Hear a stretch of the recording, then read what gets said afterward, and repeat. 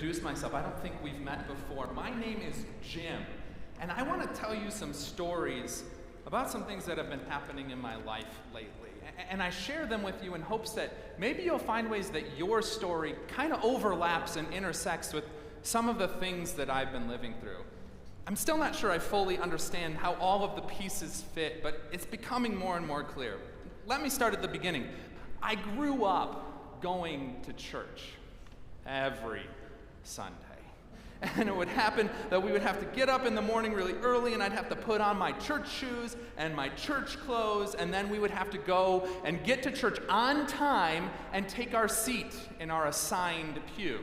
That was towards the front, but not too close to the front. And that's how I spent every Sunday morning. And I'll be honest, when I was a kid, I didn't really listen a whole lot during church. I was there, but I was mainly just doodling in my bulletin. And yet still, the prayers and the songs and the sermons, somehow it all kind of did get into my psyche, maybe in ways I didn't realize. I remember once at breakfast when we were getting ready to go to church, and I said to my mother, "Mother, would you please pass the milk? And if you can, also the cereal." You see, I knew the psalm tones. I didn't exactly know what the psalmist was singing. I was getting part of the message, but not all of the message. And this was my life. It was happy and healthy and charming. I remember the things that I did here at church, again and again what I heard was that God loved me. For God so loved the world that he gave his only Son, that whoever believes in him will not perish, but have eternal life. And so this was the message of my youth. This is what I heard. This is how my life worked. My parents loved me. God loved me. Everything was happy and fine until it wasn't. I remember when I was 10 years old, my dog died. And I know that might not seem like a lot, but when you're used to life just swimming along in these happy, loving currents, the loss of a family pet can be devastating. It was as if something in my world had shifted, and it would never be the same. Have you ever had something like that happen to you? An event comes along, and suddenly everything that came before is different and changed? That's what this felt like. And then my world literally did shift. Guess what, Jim? Father got a new job. We're going to be moving. Shortly after my dog died, my dad got a new job, and we had to pack up our whole house and move across the country. And it was really hard. I had to say goodbye to all of my friends that I had grown up knowing. I had to say goodbye to the house, the only home I had ever known. We packed up everything in these big boxes and bags and moved across the country. And if I'm being honest, I felt like there was kind of a bag that I never really unpacked. The weight and the loneliness of starting life over in a new place just kind of weighed me down, and I never really processed it. And so I carried this bag around with me and was dealing with all this sadness. And I remember my Sunday school teacher at this new church we were going to, he seemed to kind of notice that I was struggling with something. Jim, looks like you've got some pretty heavy baggage there. I told him, don't worry about it, that it was nothing, that he was mistaken. But still, he was trying to help, and so he gave me this big book, this Bible. And he told me that if I read the whole thing cover to cover and really believed it, then God would magically make everything okay. That didn't really make any sense to me at the time. I didn't know what to do with it, so I just took this big heavy book and added it to my bag, and I kept walking.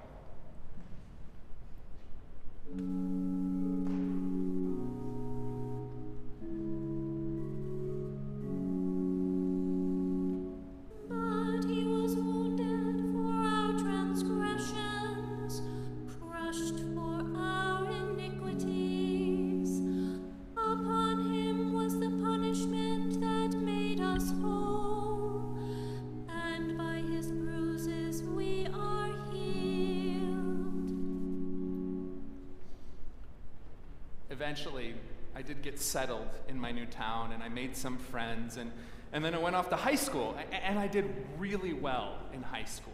I got really good grades, and it started to just become a part of who I was. I wanted to be the best, not just the best student, but the best athlete and the best musician. And so I put all this pressure on myself to get really good grades and to succeed at whatever I attempted. And I remember once I got a B on a test, and it was devastating. I didn't know what to do about it. Truth be told, it was fun to get all this affirmation and acclamation for my good grades and accomplishments, but it was really just a lot of pressure. It was, frankly, just another bag that I had to carry around with me now, weighing me down. Be the best. Always get the good answers. Always be impressive and better than others. And here's the really troubling thing. I took this so seriously about needing to appear like I had it all together that I would then kind of take it out on other people. If it seemed like someone was going to come along and usurp my claim to best student, I would find a way to try and put them down and put them in their place. Try to put someone else down so that I could feel better. Truth be told, it was just my own insecurities coming out. I remember I did this at youth group once. I heard a kid talking about how successful they were at school, and I put him in his place. And then the youth group leader pulled me aside to talk. Jim, I'm always around if you want to talk. I can tell you're carrying a lot these days. Those bags have gotten pretty heavy by now. I'll help you. I'll help you carry them. But there was no way I was going to let him in. I couldn't take these bags off or let him help or talk to him about what really was going on. At that point in my life, I felt like if I wasn't the best, if I wasn't pushing myself to constantly succeed, then I wouldn't know who I was. This was my identity. This was the way I was working in the world. And as painful and as difficult as it was all I knew. So I just took my bags and kept walking.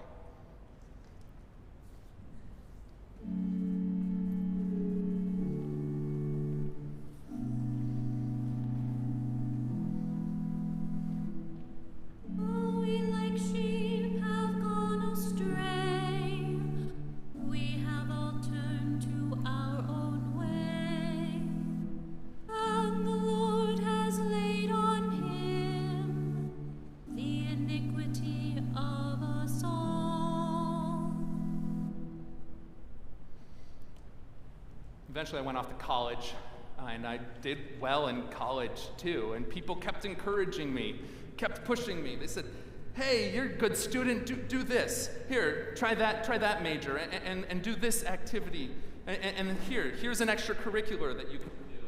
And I guess it was nice, but it was just becoming more and more. Here's some more books to study. Here's another class to take. More and more added. More and more bags to carry.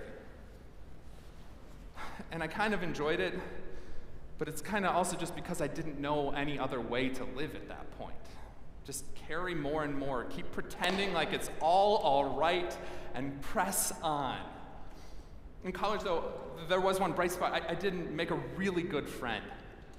And he carried a lot of the same kinds of bags that I did. And so we connected on a really deep level. The only problem was he was really sick. And I just thought that everything was going to be okay because he was fighting so hard to beat the cancer. And I thought that if I also was just the best friend possible, caring for him, supporting him, encouraging him, I knew that if you worked hard, then everything would be okay. That's how I had modeled my life. But I'll never forget the cold January day. I was out walking around campus, and my dad called. And he said, your friend lost his battle with cancer. And it was like my world shifted again. I'm sure you've had moments like that as well. the loss of a loved one just changes everything. All of these assumptions that I made about hard work, they didn't work in this circumstance. And I remember on that cold January day hearing this news, I just sat down in a snowbank and cried. This is all I had left. I went to my friend's funeral, and the pastor kept talking about Easter and resurrection. Do not let your hearts be troubled. Do not let them be afraid. Jesus said, I am the resurrection and the life. These just sounded like hollow words at that moment. Pastor was talking about Easter and resurrection. He seemed to have all the answers, only his answers didn't work for me.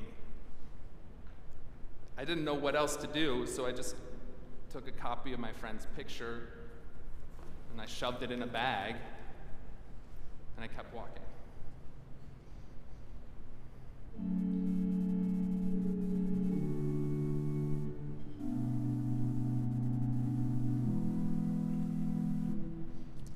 He was oppressed and he was afflicted, yet he did not open his mouth.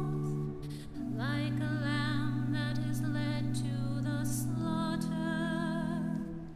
and like a sheep that before its shearers is silent, so he did not open his mouth. And so I kept walking into adulthood, kept carrying around all these bags, and truth be told, they were getting heavier and heavier each day. But I didn't know what else to do. Just put your nose to the grindstone, keep trying to be the best, get those affirmations and smile and pretend like everything is okay. And so I went from job to job, from relationship to relationship, party to party, and all along the way carrying these heavy bags. And if I'm honest, just adding more and more to my load each and every time. Eventually, I did meet someone, my first real girlfriend, if I'm being honest. And we had a great relationship, only after a while, all these bags started to really get in the way. She could see that there was so much more going on below the surface, but I had never talked to anyone about these things before, and there was just no way that I could let her in. So I didn't.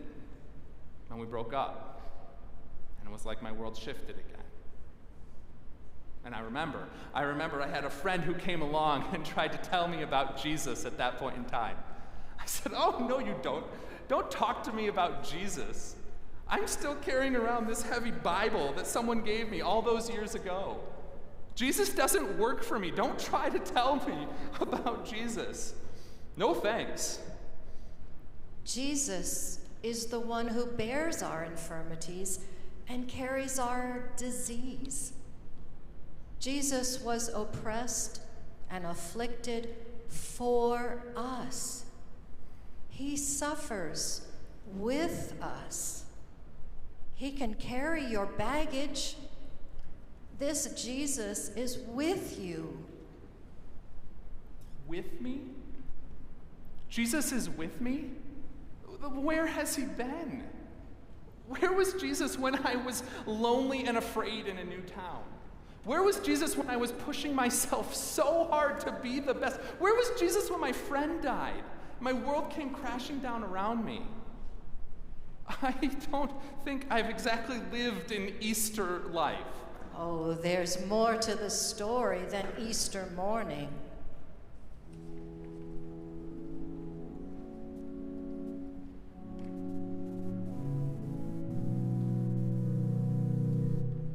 Whoever wishes to become great among you must be your servant, and whoever wishes to be first among you must be slave of all.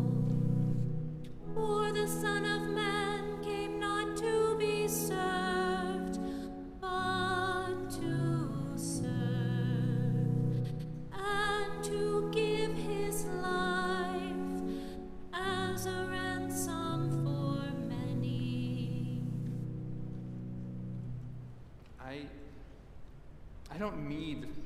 Easter right now. I need real healing. I need to learn how to believe again. I need to learn how to trust again. I have been living this life and just pretending like everything is okay, trying to follow the script that the world gave to me, and it's not working. I need some help carrying all these heavy bags.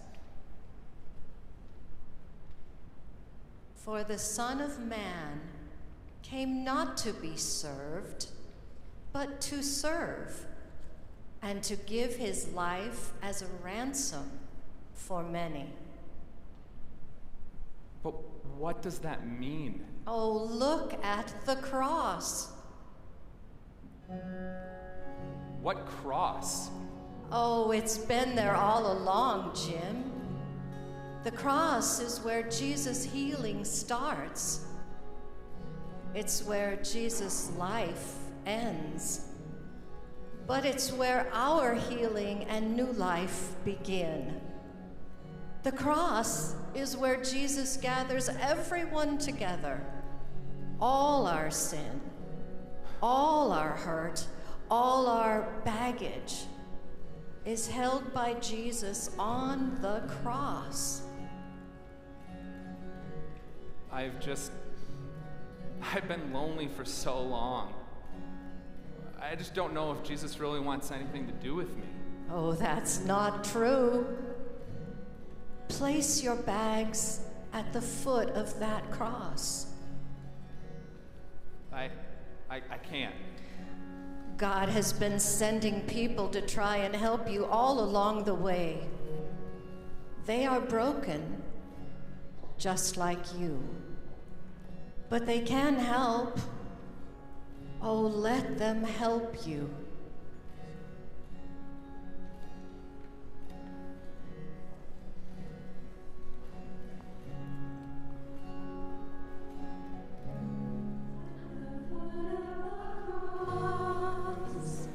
Where grace and suffering meet, you have shown me your love through the judgment you received, and you've won my heart, and you've won my heart. Now I can trade these ashes in for beauty, and wear forgiveness like a crown, coming to kiss the feet of mercy. I lay every burden down at the foot of the cross.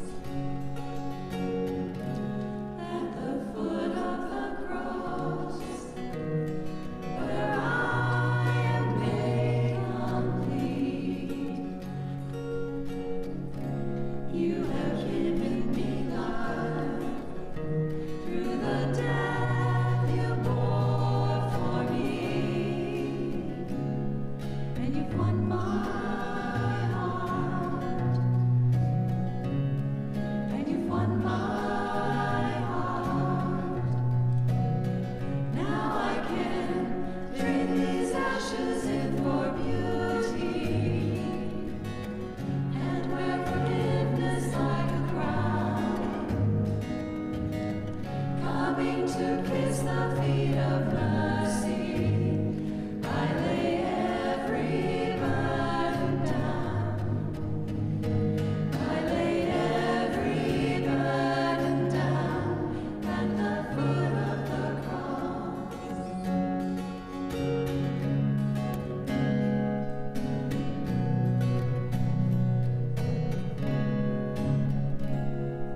And you've won my heart,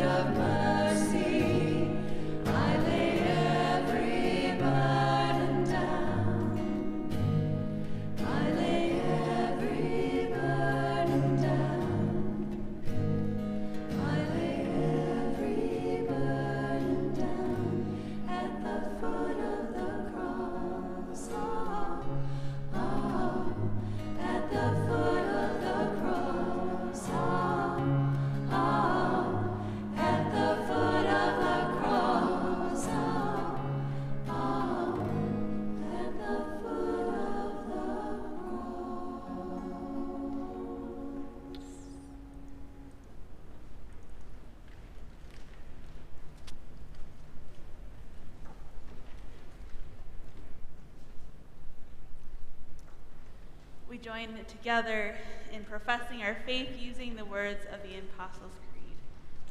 I invite you all to stand. I believe in God.